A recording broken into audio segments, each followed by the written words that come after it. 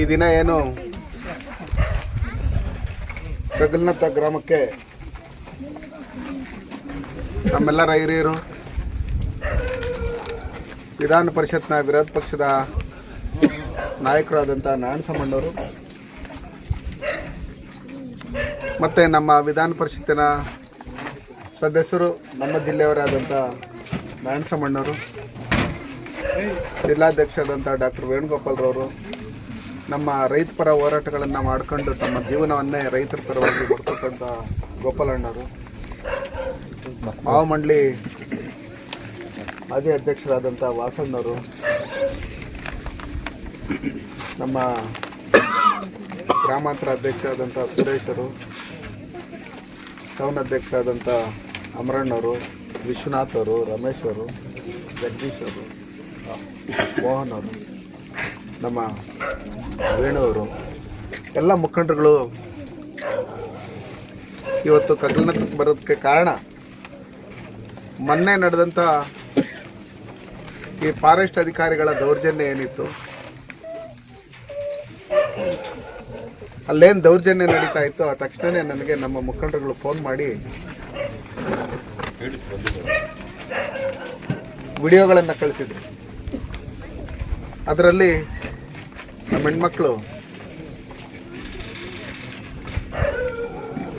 Forest ಇಲಾಖೆಯವರು ಏನು ದೌರ್ಜನ್ಯ ಮಾಡ್ತಾಯಿದ್ರು ಅದನ್ನು ತಡೆಯೋಂಥ ಕೆಲಸ, ಮತ್ತು ಗೋಪಾಲಣ್ಣವ್ರ ಮೇಲೆ ಏನು ಹಲ್ಲೆ ಮಾಡೋದಕ್ಕೆ ಮುಂದಾಗಿದ್ರು ಅದನ್ನು ಎದುರಿಸೋಂಥ ಕೆಲಸ ನಮ್ಮ ಹೆಣ್ಮಕ್ಳು ಮಾಡ್ತಾಯಿದ್ರು. ಇದನ್ನೆಲ್ಲ ನೋಡಿದಂಥ ಸಂದರ್ಭದಲ್ಲಿ ಮತ್ತೆ ಆ ಹೆಣ್ಮಗಳು ಈಗ ಅವ್ರ ತಂದೆನ ಕಳ್ಕೊಂಡು ಅಧಿಕಾರಿಗಳು ಅವ್ರ ಹತ್ರ ನಡ್ಕೊಂಡಿರ್ತಕ್ಕಂಥ ರೀತಿ, ಅವ್ರ ಹತ್ರ ಬಳಸಿರ್ತಕ್ಕಂಥ ಪದಗಳು, ಇದ್ರ ಬಗ್ಗೆ ಎಲ್ಲ ಹೇಳಿದಾಗ ನಮಗೆಲ್ಲ ಒಂದು ಸ್ವಲ್ಪ ಇಂಥ ಅಧಿಕಾರಿಗಳನ್ನ ಇಟ್ಕೊಂಡು ಇಂಥ ಸರ್ಕಾರ ಇಟ್ಕೊಂಡಿರ್ತಕ್ಕಂಥ ಈ ಸಿದ್ದರಾಮಯ್ಯನವ್ರಿಗೆ ನಾಚಿಕೆ ಆಗಬೇಕು. ಅವರು ಅಧಿಕಾರಿಗಳ ಹೆಣ್ಮಗಳ ಬಗ್ಗೆ ಮಾತಾಡಿರ್ತಕ್ಕಂಥ ರೀತಿನ ಆ ಹೆಣ್ಮಗಳು ಹೇಳಿದಾಗ ಅವ್ರು ಒಂದಿನೂ ಆ ಕೆಲಸದಲ್ಲಿ ಇರೋದಕ್ಕೆ ನಾಲಾಯಕು. ಅದಕ್ಕೋಸ್ಕರ ಹೆಣ್ಮಗಳಿಗೆ ವರಲಕ್ಷ್ಮಿ ನಮ್ಮ ಸಹೋದರಿಗೆ ಹೇಳೋಕ್ಕೆ ಇಷ್ಟಪಡ್ತೀನಿ, ನಾರಾಯಣಸ್ವಾಮಣ್ಣವ್ರು ಹೇಳಿದ್ರು ನಾವು ನಿಮ್ಮ ಪರವಾಗಿ ಇರ್ತೀರಿ, ನಿಮ್ಮ ಪರವಾಗಿ ನಾವು ಸಾಯೋದಕ್ಕೂ ರೆಡಿ ಇದ್ದೀರಿ, ಯಾವುದೇ ಕಾರಣಕ್ಕೂ ನಿಮ್ಮ ಜಮೀನುಗಳನ್ನು ಅವ್ರು ವಶಪಡಿಸ್ಕೊಳ್ಳೋದಕ್ಕೆ ನಾವು ಬಿಡೋದೇ ಇಲ್ಲ. ಯಾರ್ಯಾರು ಏನೇನು ನಿಮ್ಮ ವಿರುದ್ಧವಾಗಿ ಮಾತಾಡಿದ್ರೆ ಅದನ್ನು ನೀವು ನಿಸ್ಸಂಕೋಚವಾಗಿ ಅದನ್ನು ಒಂದು ಮನವಿಯನ್ನು ನಾರಾಯಣಸ್ವಾಮಣ್ಣವ್ರಿಗೆ ಕೊಟ್ಟು, ಈಗೇನು ಸೋಮವಾರದಿಂದ ಬೆಳಗಾವಿ ಅಧಿವೇಶನ ನಡೆಯುತ್ತೆ, ಅಧಿವೇಶನದಲ್ಲಿ ಒಂದು ಹೆಣ್ಮಕ್ಳಿಗೆ ಸನ್ಮಾನ್ಯ ನರೇಂದ್ರ ಮೋದಿಜಿಯವರು 33% ರಿಸರ್ವೇಷನ್ ಕೊಟ್ಟು ಹೆಣ್ಮಕ್ಳಿಗೆ MLAಗಳಾಗಬೇಕು MP ಅಂತ ಹೇಳಿ ಏನು ಕಾನೂನನ್ನು ತಂದಿದ್ದಾರೆ, ಅದು ತದ್ವಿರುದ್ಧವಾಗಿ ಈ ಹೆಣ್ಮಕ್ಳನ್ನು ಅವಮಾನ ಮಾಡೋಂಥದ್ದು, ಆ ಹೆಣ್ಮಕ್ಳಿಗೆ ಅವಮಾನ ಮಾಡೋಂಥ ರೀತಿಯಲ್ಲಿ ಮಾತಾಡಿದಾಗ ಅವ್ರ ತಂದೆ ಅದನ್ನು ಕೇಳಿಸ್ಕೊಂಡು ನಿಮ್ಮ ಮಗಳಿಗೆ ಇನ್ನೂ ತೊಂದರೆ ಕೊಡ್ತೀರಿ ಅಂತ ಹೇಳಿರೋದನ್ನು ಕೇಳಿಸ್ಕೊಂಡು ಅವ್ರು ಹಾರ್ಟ್ ಅಟ್ಯಾಕ್ ತೀರೋಗಿರೋದನ್ನು ಇದನ್ನೆಲ್ಲ ನೋಡ್ತಾ ಇದ್ರೆ ಅವ್ರ ಮೇಲೆ ಮರ್ಡರ್ ಕೇಸೇ ಬುಕ್ ಮಾಡಬೇಕು. ಇವತ್ತು ವಿಧಾನ ಪರಿಷತ್ನ ವಿರೋಧ ಪಕ್ಷದ ನಾಯಕರು ಬರ್ತಾರೆ ಅಂತ ಗೊತ್ತಾಗಿನು ಈ ತಾಲೂಕಲ್ಲಿರ್ತಕ್ಕಂಥ RFO ಜ್ಯೋತಿ ಇರ್ಬೋದು, DFO ಏಡ್ಕೊಂಡ್ಲು ಇರ್ಬೋದು, ಅವ್ರ ಜೊತೆಯಲ್ಲಿ ಏನೋ ಫಾರೆಸ್ಟ್ ಇವರೇ ಹುಟ್ಟಿಸ್ದೋರ್ ಥರ ನಡ್ಕೊಂತ ಇರ್ತಕ್ಕಂಥ ಕೆಲವು ಅಧಿಕಾರಿಗಳಿದ್ದಾರೆ, ಗಾರ್ಡ್ಸು. ನಿಮ್ಗೆ ಹೋಗ್ತಾ ಇದ್ರೆ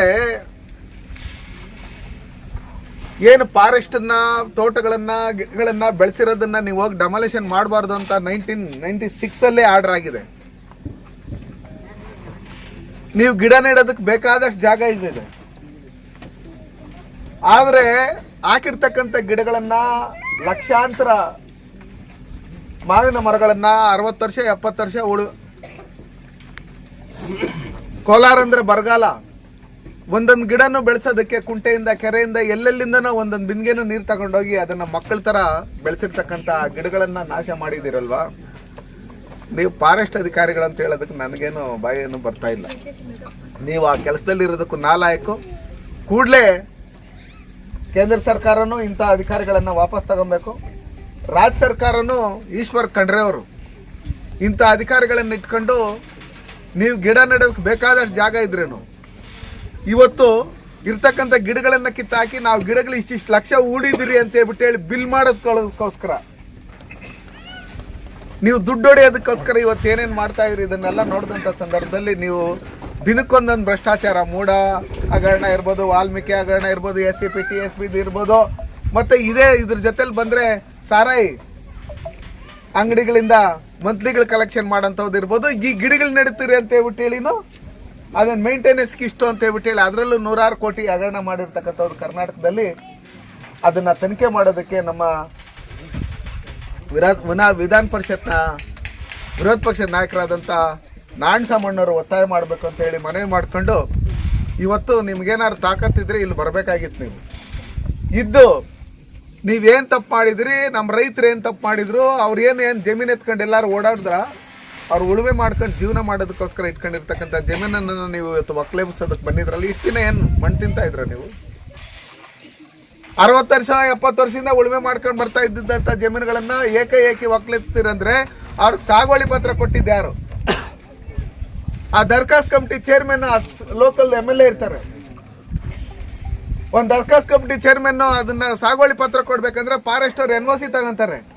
DC ಅವ್ರದ್ದು, AC ಅವ್ರದ್ದು, ತಹಸೀಲ್ದಾರ್ ಪ್ರತಿಯೊಬ್ಬರದ್ದು ಸೈನ್ ಹಾಕಿ ಅದಾದ್ಮೇಲೆ ಅದು ಸಾಗುವಳಿ ಪತ್ರ ಕೊಡೋಂಥವ್ರು.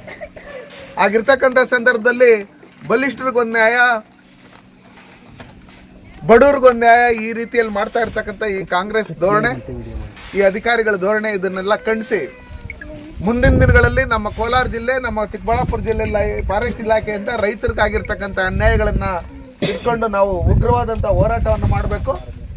ಮತ್ತು ರೈತರ ಪರವಾಗಿ ಹೋರಾಟ ಮಾಡಿದವ್ರ ಮೇಲೆ ಎಲ್ಲೆಲ್ಲಿ ಕೇಸ್ಗಳಾಗಿದೆ, ಯಾರ್ಯಾರಿಗೆ ಏನೇನು ನಷ್ಟ ಆಗಿದೆ, ಆ ನಷ್ಟನ ಭರಿಸಬೇಕು ಅಂತ ಹೇಳ್ಬಿಟ್ಟು ಹೇಳಿ ಈ ಫಾರೆಸ್ಟ್ ಇಲಾಖೆಗಳಿಗೆ ಕೋರ್ಟ್ನ ನ್ಯಾಯಾಧೀಶರೇ ಚೀಮಾರಿ ಹಾಕಿರ್ತಕ್ಕಂಥವ್ರು ನೀವು ವಿಡಿಯೋಗಳಲ್ಲಿ ನೋಡಿದ್ದೀರಿ. ನಿನ್ನ ಗಿಡ ಬೆಳೆಸೋದಕ್ಕೆ ನಿನ್ನನ್ನು ಅಧಿಕಾರಿ ಮಾಡಿರೋದು, ನಿನ್ನನ್ನು ಗಿಡ ತೆಗೆಯೋದಕ್ಕೆ ಯಾರು ನಿನ್ನ ಬಿಟ್ಟಿದ್ದು, ನಿನ್ಗೆ ಅಧಿಕಾರ ಕೊಟ್ಟವ್ರು ಯಾರು, ನಿನ್ನ ಸಂಬಳದಲ್ಲಿ ಕಟ್ ಮಾಡ್ರಿ ಅದನ್ನು ಅಂತ ಹೇಳ್ಬಿಟ್ಟು ಹೇಳಿ ನ್ಯಾಯಾಧೀಶರು ಹೇಳಿರ್ತಕ್ಕಂಥದ್ದನ್ನು ಅದನ್ನೆಲ್ಲ ನಾವು ನೋಡಿದಿರಿ. ಅದಕ್ಕೋಸ್ಕರ ಯಾರೇ ಅಧಿಕಾರಿ ಇದ್ರೂ ಇವತ್ತು ಏನು ರೈತರಿಗೆ ಅನ್ಯಾಯ ಆಗಿದೆ, ಆ ಹೆಣ್ಮಗಳಿಗೆ ಅನ್ಯಾಯ ಆಗಿರ್ತಕ್ಕಂಥದ್ದು ಅರೆಸ್ಟ್ಮೆಂಟ್ ಮಾಡಿರೋದು, ಅವ್ರ ಮೇಲೆ FIR ಆಗೋವರೆಗೂ ನಾವು ನಿರಂತರವಾಗಿ ಇದ್ರ ಮೇಲೆ ಹೋರಾಟ ಮಾಡಬೇಕು. ನಾರಾಯಣಸ್ವಾಮಣ್ಣವ್ರ ಜೊತೆಯಲ್ಲಿ ನಾವು ಇರ್ತೀರಿ, ನಿಮ್ಮ ಜೊತೆಲಿ ನಾವು ಇರ್ತೀರಿ. ನೀವು ಕಂಪ್ಲೇಂಟ್ ಕೊಟ್ಟು ಅದನ್ನು FIR ಮಾಡಬೇಕು. ಆ ನಿಟ್ಟಿನಲ್ಲಿ ಲೋಕಲ್ಲು ಸರ್ಕಲ್ ಇನ್ಸ್ಪೆಕ್ಟರ್ ಆದಂಥ ಸತೀಶ್ ಅವರು, ವಿಠಲ್ರವರು ಏನು ನೀವು ಬಂದಿದ್ದೀರಿ, ನಮ್ಮ ಮನೆಯಲ್ಲಿ ಒಂದು ಹೆಣ್ಮಕ್ಳಿದ್ದಾರೆ, ತಾಯಿ, ತಂಗಿ, ಅಮ್ಮ, ಅಜ್ಜಿ, ಈ ಥರ ನಮ್ಮ ಹೆಣ್ಮಕ್ಳಿಗೆ ಅನ್ಯಾಯ ಆದರೆ ಯಾವ ರೀತಿ ನಾವು ಅದಕ್ಕೆ ವಿರುದ್ಧ ತಿರುಗ್ತೀರಿ, ಅದೇ ರೀತಿಯಲ್ಲಿ ವರಲಕ್ಷ್ಮಿಗಾಗಿರ್ತಕ್ಕಂಥ ಅನ್ಯಾಯ, ಅವ್ರ ತಂದೆ ತೀರೋಗಿರ್ತಕ್ಕಂಥದ್ದು ಇದು ಕೊಲೆ ಅಂತೇಳ್ಬಿಟ್ಟು ಹೇಳಿ ಅವ್ರ ಬೆದರಿಕೆ ಹಾಕಿ ಹೆಣ್ಮಕ್ಳಿಗೆ ಅದು ಕೊಲೆ ನಿಟ್ಟಿನಲ್ಲಿ ಈ ಥರ ಮಾಡಿದ್ದಾರೆ. ಅದಕ್ಕೋಸ್ಕರ ಅವ್ರ ಮೇಲೆ ಕೇಸ್ ಮಾಡಬೇಕು ಅಂತೇಳಿ ಅದುವರೆಗೂ ನಾವು ಹೋರಾಟ ಮಾಡ್ತೀರಿ. ಮತ್ತು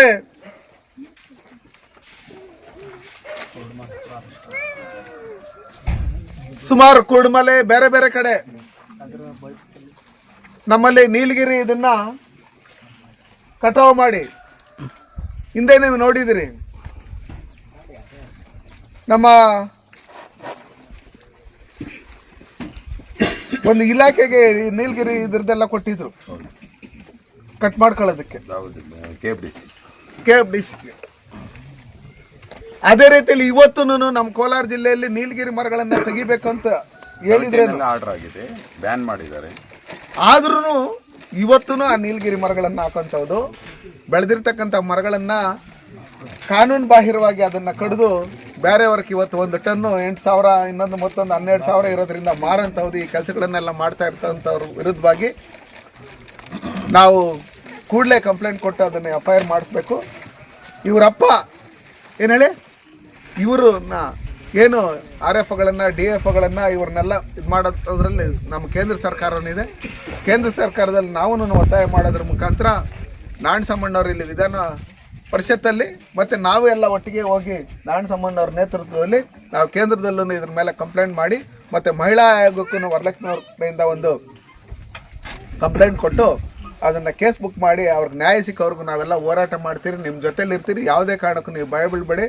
ನಿಮ್ಮ ಜಮೀನನ್ನ ನೀವು ಉಳಿ, ಯಾರೇ ಬಂದ್ರೂ ನೀವೇನು ಗಂಡಸರಿದ್ದೀರಿ, ನೀವು ಬಟ್ಟೆಗಳು ಗಿಟ್ಟೆಗಳು ಪ್ಯಾಂಟ್ಗಳು ಹಾಕೊಂಡು ಮೀಸೆಗಳು ಬಿಟ್ಕೊಂಡಿರ್ತೀರಿ ಅಂದರೆ ಆ ಹೆಣ್ಮಕ್ಳಿಗೆ ರಕ್ಷಣೆ ಕೊಟ್ಟಿಲ್ಲ ಅಂದರೆ ನೀವು ಗಂಡಸರೇ ಅಲ್ಲ. ನೀವು ಯಾರ್ಯಾರು ಅಧಿಕಾರಿಗಳು ಅಲ್ಲಿ ಬಂದು ಹೆಣ್ಮಕ್ಳ ಮೇಲೆ ಹಲ್ಲೆ ಮಾಡ್ತಾರೆ, ಹೆಣ್ಮಕ್ಳ ಮೇಲೆ ರೋಪ್ ಹಾಕ್ತಾರೆ, ಅದನ್ನು ನೀವು ಎಲ್ಲರ ಹತ್ರ ಮೊಬೈಲ್ಗಳಿದೆ, ಅದನ್ನು ವಿಡಿಯೋ ಮಾಡಿ ಅದನ್ನು ಸೋಷಿಯಲ್ ಮೀಡಿಯಲ್ಲಿ ಬಿಡೋದ್ರ ಮುಖಾಂತರ ಅವ್ರ ಫಾರೆಸ್ಟ್ ಮಿನಿಸ್ಟ್ರಿ ಅವ್ರನ್ನ ಸಸ್ಪೆಂಡ್ ಮಾಡಬೇಕು. ಆ ಮಟ್ಟಕ್ಕೆ ನಾವೆಲ್ಲರೂ ರೆಡಿ ಆಗಬೇಕು ಅಂತ ಹೇಳಿ ಈ ಗ್ರಾಮಕ್ಕೆ ಕರೆದು 4 ಮಾತನಾಡಲು ಅವಕಾಶ ಮಾಡ್ತಾ ತಮ್ಮೆಲ್ಲರಿಗೂ ಒಂದ್ಸರಿ ನನ್ನ ಮಾತನ್ನು ಮುಗಿಸ್ತೀನಿ. ಜೈ ಹಿಂದ್, ಜೈ ಭಾರತ್.